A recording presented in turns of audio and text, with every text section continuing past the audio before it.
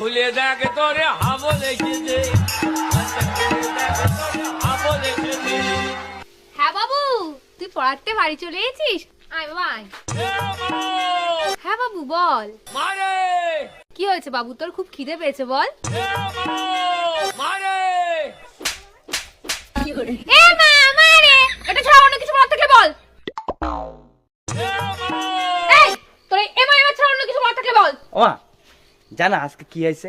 কি হয়েছে বাবা? আজকে আমি পড়তে গেছিলাম। আরে আমার সোনা বাবাটা, তারপর? তারপর যখন পড়তে গেছি মাস্টারের বাড়ি গিয়ে দেখি কেউ উঠেনি। তারপর তারপর তারপর গিয়ে দেখি মাস্টার ওর বউরে জড়িয়ে ধরে ঘুমিয়ে আছে। আমি বলতে নেই বাবা, তুমি পড়াশোনায় মন দাও।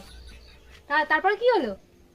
তারপরে মাস্টারের ঘরের সামনে গেলাম, গিয়ে বললাম দরজা খুলে দেখে তোরে হাবল এসেছে।